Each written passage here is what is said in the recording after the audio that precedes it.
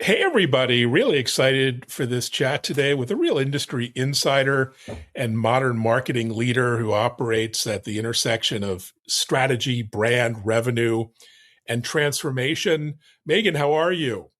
I'm good, Evan. You flatter me, but I appreciate the buildup. Hopefully we'll pay that off here in our discussion. But I'm doing really well today. It's an exciting time, Great. exciting day. Sunny San Francisco is always Sunny a San Francisco. beautiful destination. Not like you're in Boston where it's about 40 degrees today, but c'est la vie.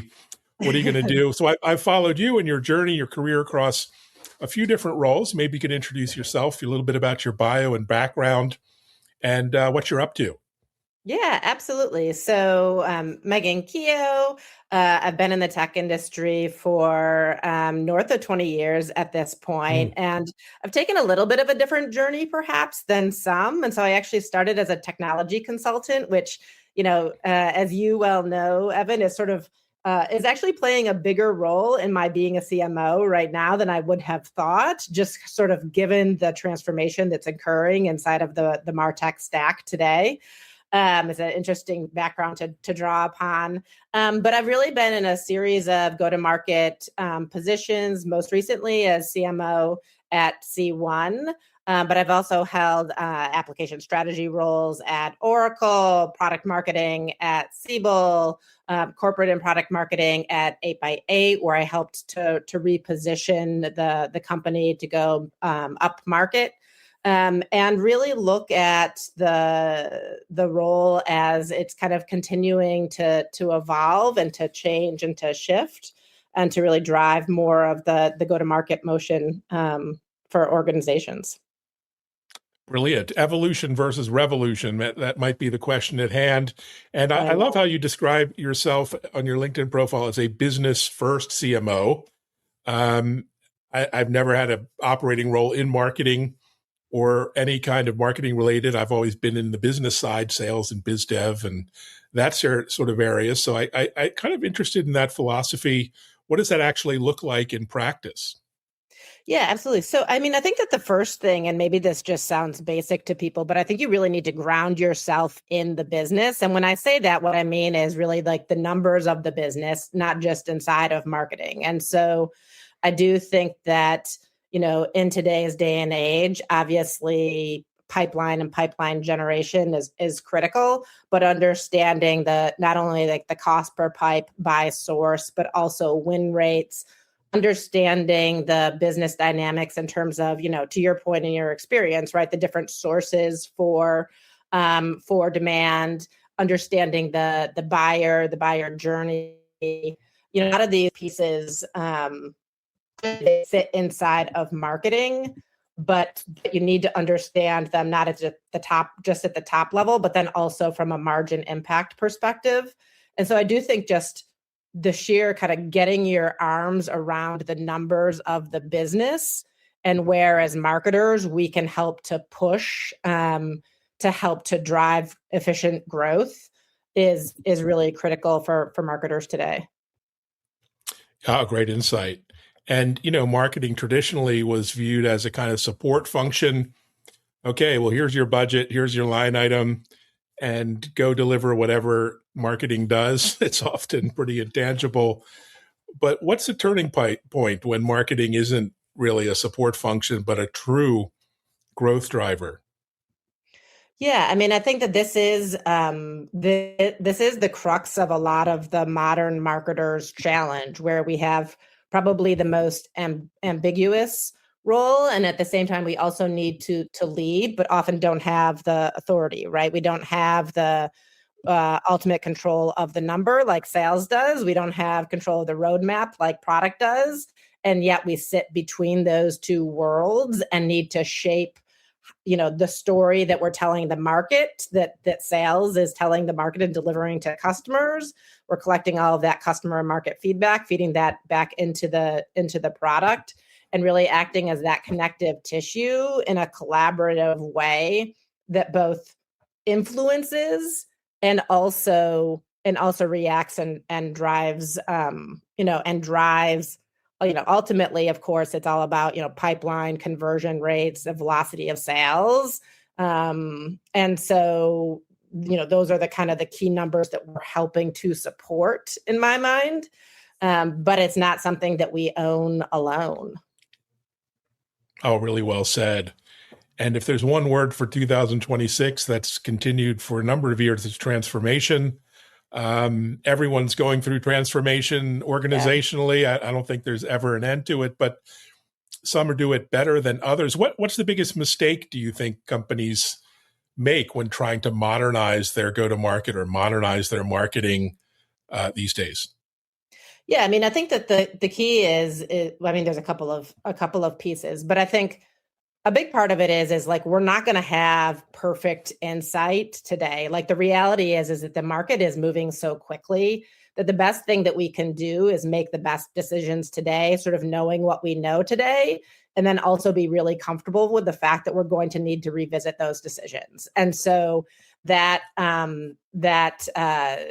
I guess maybe one of the things that I practiced at Harvard Business School, we used to, we'd do 3 cases every day where you're given imperfect information and need to make a set of decisions. And I feel like that's so relevant in the world that we're living in today because no one has all of the answers. What we're trying to do is each day figure out how can we make the best decisions that we can make today and make them today to keep the business moving forward. And then be open to the fact of revisiting those decisions and actually drive ourselves to revisit those decisions and have it be okay that there's a certain portion of what we're doing that is around experimentation and recognizing that for what it is. And, you experiment, you test, you implement, and you do that quickly. And you're ruthless around what is working and what is not working. And then you just keep moving and iterating. And it's not glamorous necessarily. Mm-hmm. I think it's just the hard work of operating and building that rhythm into the business and the curiosity, I guess, as well, right? Of wanting to explore what is out there and wanting to bring that back into the business, wanting to change, and then wanting to self-assess. Yeah, really great insight. Of course, AI is reshaping every marketing organization today to different degrees. In my little business, it's quite radical how different my workflow is from a year ago with all the tools. Yeah. And really not just tools. I mean, everyone gets excited on the latest tool, the latest model, LLM. But what about operating models? Do you think it's changing, impacting the organization itself, the people on the ground? Yeah, I mean, I think that the big piece for me is actually looking at is stepping back from a historical org structure and kind of how we thought about marketing as discrete and disparate teams, perhaps at times, and really forcing us to look at sort of the end-to-end workflows and mapping those out and understanding kind of across the workflows where can AI be leveraged to either streamline activities and also build it in so that ultimately we're building pieces of the workflow that actually are and can be autonomous as well. And so injecting AI across that work stream and being really explicit around what today's workflow and MarTech stack looks like and where do we see it needing to go over the next whether it's 6 months, 12 months, 24 months. But I will say that for sure that the MarTech stack is more complex today than it has ever been.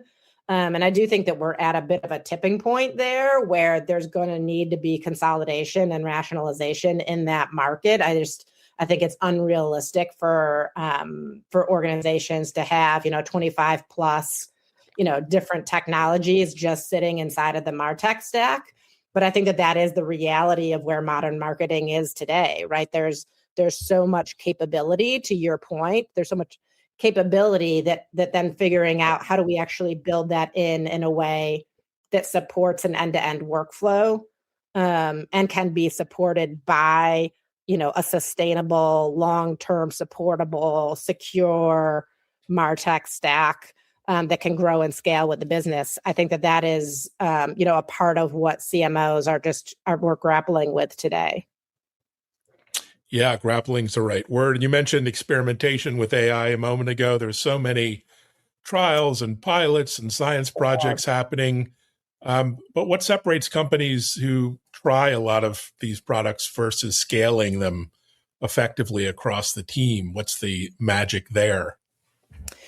I mean, so I don't know if it's magic, but what I would say is that how I like to think about it is each quarter, essentially, whether you think about it as time or people's energy or just people's time or money, a certain amount of it being dedicated to experimentation, and then and that is probably in the call it the 10 to 15% range of total capacity and from both money and people perspective.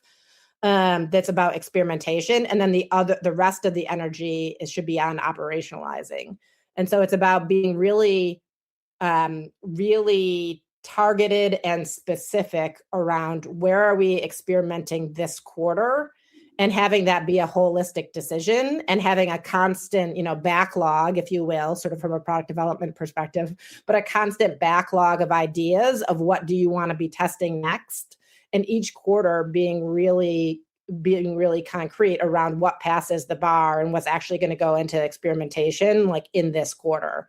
And I think that just if you apply systems thinking to how you're experimenting, and you're really concrete in the amount of experimentation that you're doing versus operationalizing it, then I think you're able to strike that right balance today, because you're spot on that the value from experimenting comes when you actually scale it, right? And so you need to be really clear on what you're testing, what does success look like, measuring the results, and then actually implementing and operationalizing the ones that are driving the value. Oh, great insight. So you've been involved with many billion-dollar plus enterprise environments.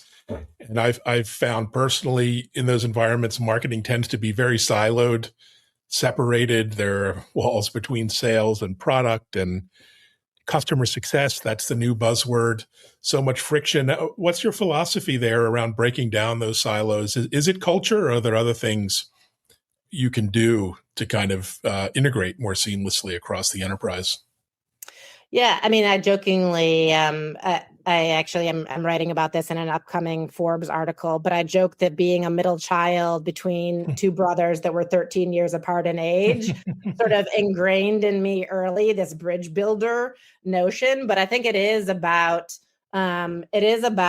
understanding other people's perspectives and their worlds and their businesses, right? And so I think as a marketer, we're beholden to understanding the sales world, right? And what it means to have the quarterly pressure around the numbers, and how we can help to support from a marketing perspective the sales world, but being able to hold that perspective and view and actually speak their language in terms of how their metric, what success looks like for them, and how we're helping to deliver that, right? And so there's so many ways that we can be partnering. You just look at basic things like intent data, right? That marketers hold, and an understanding of the buyer community, intent data, early signals, and how with that insight we can help sellers to be more effective in how they're utilizing their time and how they're approaching deals. And so I think that but for them, they've got limited capacity and they've got a number that they've got to hit. They've only got so much time, right? And so I think understanding those constraints and entering into conversations with that understanding, and then operating and executing inside of their world and inside of their numbers allows you to be a true partner. And the same thing is true on the product side. I think that if you can do that well, and if you can understand their pain and where they're coming from, people just naturally open up more and are more willing to have you and see you as a partner, and a true partner that can drive value with them. And I think that that's the critical interlock, if you will. Oh yeah, really well said. So if you were advising a new CMO going into an enterprise, maybe legacy enterprise, would be your first 90-day priority given everything that's happening in this brave new world we're looking at? Yeah, I mean, so I think that some things change and some things remain the same, right? So I still actually go back to there's a classic book out there, The First 90 Days, that talks about, the first 30 days being all about understanding the business, understanding um, current situation and starting those quick wins, credibility inside of the organization. And I think that's nothing really about that has necessarily changed, right? Perhaps some of that shrinks because we just have access to information in a way that we didn't before. But so you can kind of go in with more insight into an organization. But I think that some of the fundamentals they stay the same, right? Go in, be curious, really understand the business, really understand the dynamics, identify quick wins and where those can come from, and whether that's changes around people, process, or technology. It's kind of, again, some things change, some things stay the same. Those are the levers. Those are always the levers. And go in and understand where you can make some quick wins to build up your authority and your credibility inside the organization as you map out your longer term plan and an understanding of how you can drive impact, not only sort of in quarter, but then start to lay foundational elements that will allow you to drive increased growth and scale and scope in over a multiple quarters or longer time horizon. And so I think we all need to show quick wins, right? That's the reality, but then build a foundation that allows you to deliver value over the long term. I love that. Quick wins. Well, we can all get behind that and not just 5-year plans that make you look impressive. And speaking of that, I mean, I think the future of 3-5 years ahead, who knows what it holds for CMOs, but do you think there'll be certain things that will define those successful CMOs and those who maybe get left behind in this new age we're in? What do you think? Yeah, I mean, the biggest one for me right now is about being curious, right? Like things are changing, and that is the reality of the situation. And if we try to rely on an old playbook, and just stay there, we won't be successful because the reality is changing. And so we need to stay curious. We need to stay current on how things are changing. And at the same time, don't underestimate how our experience and insight can be translated into a new world. And so that's the other piece of it, I say. So I think things are changing, but again, I do think that foundational elements, they stay the same. Absolutely. And what about yourself? What are you excited about over the next weeks and months? What are you looking for in terms of your professional work life, your consulting life, otherwise? What's on your mind? Yeah, I mean, I'm excited about this moment in time in tech. I mean, you and I have been doing this for not seeing multiple trends, right? Like when I came out of school, I was doing custom builds at first as a technology consultant for Accenture. And then I went into packaged apps and it was, client server. And then SaaS came around and cloud. Never a dull moment. No, it's never a dull moment. And at the same time, like this level of revolution, like this is, I mean, it's moving faster than anything I've ever seen or I've experienced in tech, right? In terms of AI. And so I do think it's a really exciting moment inside of tech more broadly, where the historical winners will not be the preordained winners of the future. And so I think that type of upheaval is fun for those of us that have been doing this for some time. I personally love reinvention. And so I'm excited to look at that new set of winners that are out there that are really starting to understand how the structure is changing and actually able to take advantage of that. And so that's a bit of what I'm looking to be a part of going forward is, this next wave's winners and some of the change that's coming over the next, two to what, I don't know. It's happening fast. I don't want to put an end period on it, but it's happening fast for sure. Well, thanks for joining and sharing your insights and making yourself available. And good luck on what's next. Thank you so much, Evan. I really appreciate the conversation today, and it's always a pleasure. Thank you. Thanks, Megan. Thanks, everyone, for listening, watching. Also, check out our TV show, techimpact.tv, now on Bloomberg Television and Fox Business. Thanks, everyone. Thanks, Megan. Thank you. Take care.